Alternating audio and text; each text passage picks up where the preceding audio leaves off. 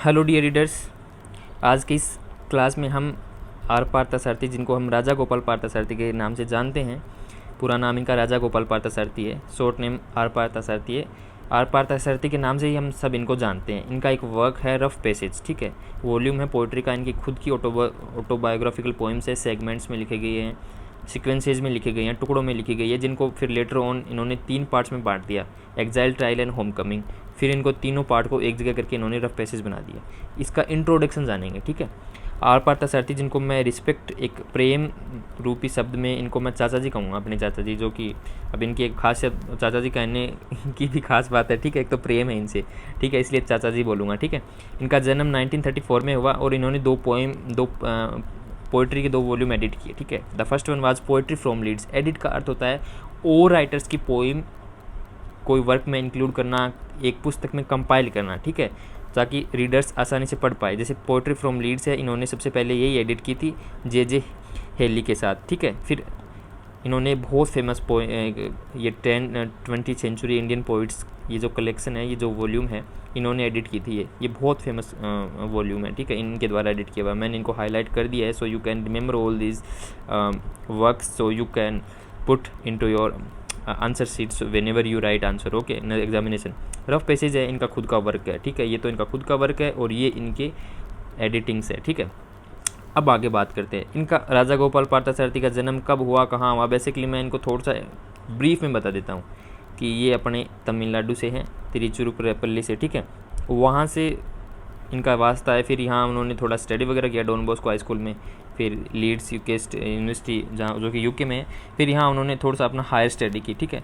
और अभी ये अपने चाचा जी यूएसए में रह रहे हैं। It's a great thing that ये अभी भी हमारे पास में है, हमारे साथ है, सो आई होप, ठीक है। ये इनका हो गया एक बेसिक इंट्रोडक्शन। अगर आप चाहो तो जूम करके स्क्रीनशॉट लेके अथवा गूगल पे जाके इनका अच्छे से इंट्रोडक्शन पढ़ सकते हैं, ठीक है।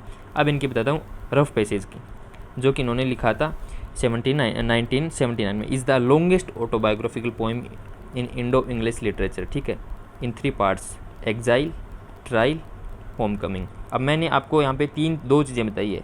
क्या? एक तो लॉन्गेस्ट ऑटोबायोग्राफिकल पोइम है, जो कि धड़ल्ले से हर किसी एग्जाम में ऑब्जेक्टिव टाइप क्वेश्चंस में पूछी जा सकती है। Longest autobiographical poem in Indo English literature, this is the rough passage, okay.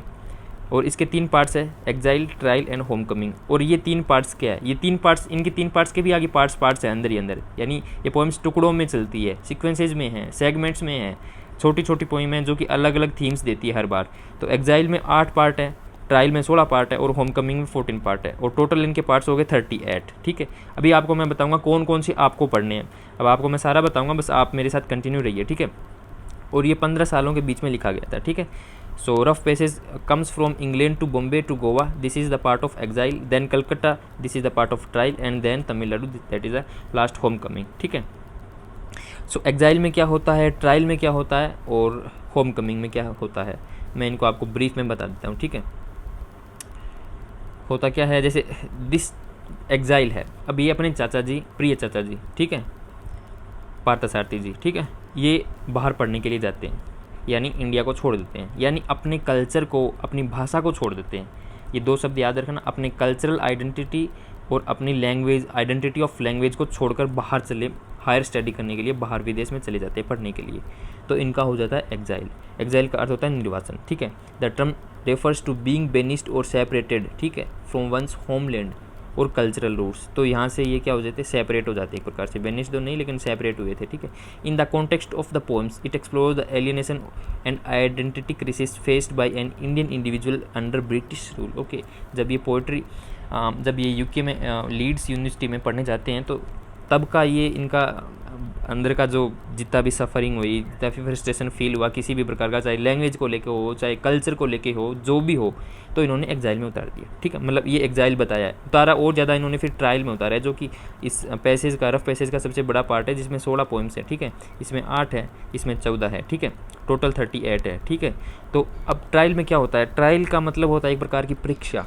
अब जैसे हम एक अपने घर से स्कूल भी जाते थे बचपन में, चाहे वो अपने गांव, अब चाहे वो अपने घर के पास में स्कूल क्यों ना हो, अपने को अपने घर की याद आने लग जाती है। तो जब ये बाहर जाते हैं तो इनको इनके घर वालों की याद आती है, इनको भी अपनी नानी याद आ जाती है, हे भगवान करने लग जाते हैं बाहर जाके। होता है ऐसा, जब हम अपने घर से जब बड़े होते हैं, यूनिवर्सिटी में जाते हैं बाहर पढ़ने के लिए, तब इवन इंडिया में ही, चाहे वो अपने स्टेट की यूनिवर्सिटी क्यों ना हो, तब भी अपने को घर की याद आने लग जाती है। अब घर में किसकी याद आती है? अपने चाहतों की याद आती है, अपने अपनों की याद आती है, चाहे वो माँ हो, चाहे पिता हो, चाहे प्रेमिका हो, जो भी हो, लेकिन इनको अपनी प्रेमिका की ज़्यादा याद आती है इस पार्ट में, ठीक है।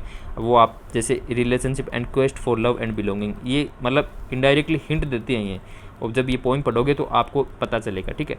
फिर then final homecoming part, ठीक है, द टर्म डिनोट्स, ठीक है, ये होम कमिंग जब वापस आते हैं बाहर से, तब इनको लगता है हो यहाँ पे तो इतना चेंज हो गया, यहाँ पे तो अपनी लैंग्वेज के अंदर इंग्लिश लैंग्वेज मिक्स हो गई, यहाँ पे तो मतलब फिर जाके जब अपने घर जाते हैं बचपन में, या फिर जो बच्चे हॉस्टल्स में रहे हैं, जब वो अपने घर जाते थे उनको लगता था मेरा घर ऐसा हो गया, यहाँ के लोग ऐसे हो गए, वो 2-4 महीनों में ऐसे, तो ये तो बाहर से आए हैं ना, तो बाहर से आए हैं तो इनको तो ऐसा लगेगा ना कि इतना चेंज आया है। तो ये होमलैंड के प्रति जो भी इनकी होम कमिंग है, जो भी इनकी कल्चरल रूट्स है, इमोशनल सिग्निफिकेंस है, जर्निंग्स, ठीक है, ये इसमें डिस्कस करते हैं। अब मैं आपको बताता हूँ कि ये रफ पैसेज है, ठीक है, रफ पैसेज, इसमें टोटल पोइम्स है 38, ठीक है, लेकिन किसको कौन कौन सी पोइम्स पढ़नी है ये मैं अभी बता देता हूँ।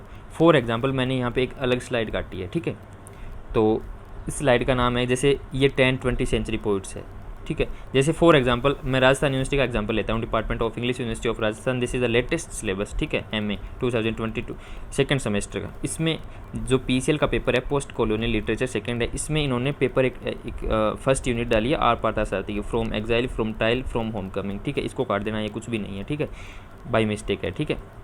तो from exile, from trial, from home coming, तो इन्होंने लिखा है कि कहाँ कहाँ से ये पोइम्स आएगी, तो इन्होंने साफ साफ लिखा है the following poems from 10-20th century Indian, ठीक है, लिटरेचर, ठीक है। ये जो पोइम है, ये जो बुक है जो मैं अभी आपको दिखा देता हूँ, इस बुक के अंदर जितनी भी पोइम्स कंपाइल की गई है, जैसे फ्रॉम एग्जाइल की कितनी है, ट्रायल की कितनी है, और होम कमिंग की कितनी है, मैं बता दूंगा कितनी है, जो है वो मैंने आगे लिख रखी है, मैं आपको अच्छे से समझाऊंगा, सो डोंट गेट वरीड।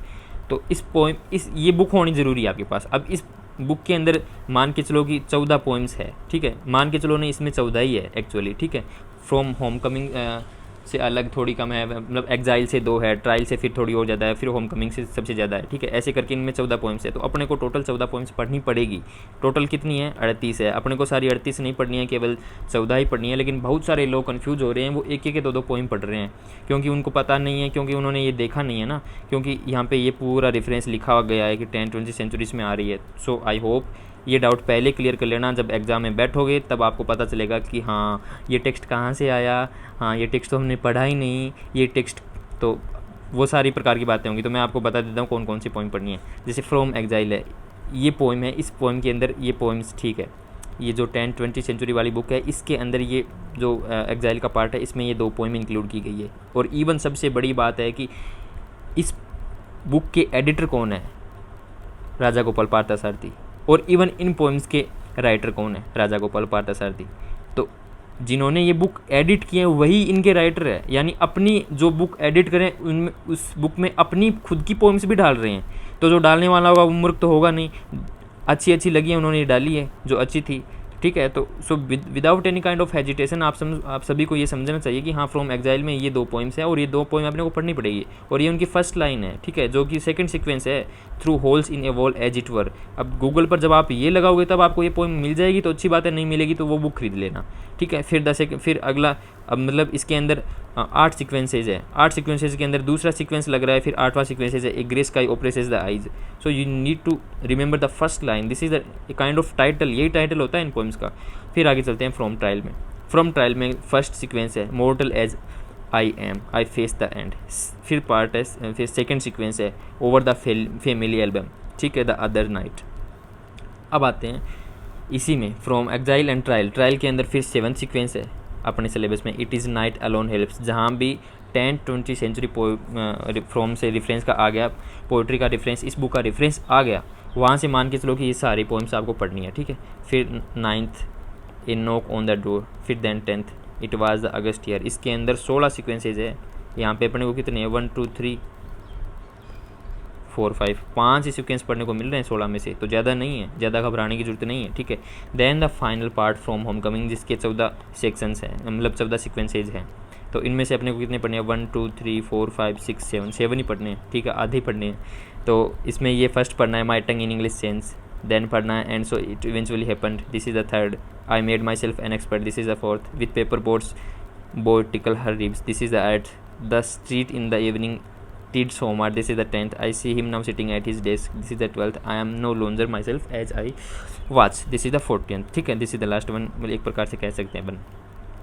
तो इतना समझ में आया आपके कि ये कौन कौन सा पढ़ना है। और ये जहाँ तक बात है ना, I am no longer myself as I was, ये एक्चुअली पोइम तो ये है फ्रॉम होम कमिंग की, है ना, फ्रॉम होम कमिंग की। लेकिन ये जितनी भी पोइम्स है ये सारी फ्रॉम होम कमिंग से आती है।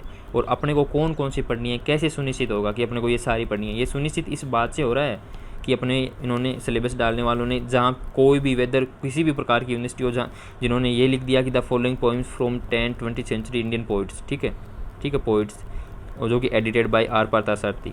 ये एक्सफोर्ड पब्लिकेशन से है, मार्केट में या फिर अमेजन से कहीं पे भी मिल जाएगी। महंगी बुक आती है, मतलब ज़्यादा महंगी नहीं है, बट है 150 की है ना, आर पार्थसारथी की। मैंने खरीदी नहीं है अभी, वैसे मेरे पास इसका टेक्स्ट अवेलेबल नहीं है। मेरे पास जैसे टेक्स्ट अवेलेबल होगा I will cover all the poems, मतलब धीरे धीरे। जैसे भी मेरे पास कहीं से भी कि मैंने बहुत सारे से संपर्क कर रखा है, वो भी कि कोई भी देने को तैयार नहीं है, लेकिन मेरे पास जैसे आएगा तो मैं सारों को 1 बाई 1 सारी पोइम को क्लियर कर दूंगा, अलग अलग जितने भी। ये अपने 14 है तो 14 वीडियोज़ आई नीड टू बनाने पड़ेंगे, क्योंकि ये एक्चुअली थोड़ी अलग रहती है इनकी थीम।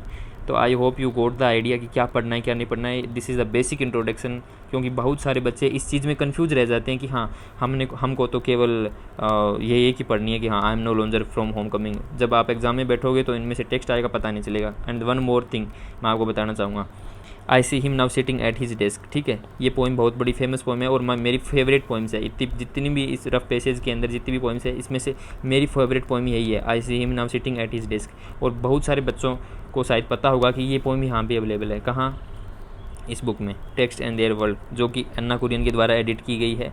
इसके अंदर I see him now sitting at his desk. तो ये पोइम जब मैं पढ़ाऊँगा तो बहुत अच्छे से पढ़ाऊँगा। ये मेरी फेवरेट पोइम है, सच में फेवरेट पोइम है।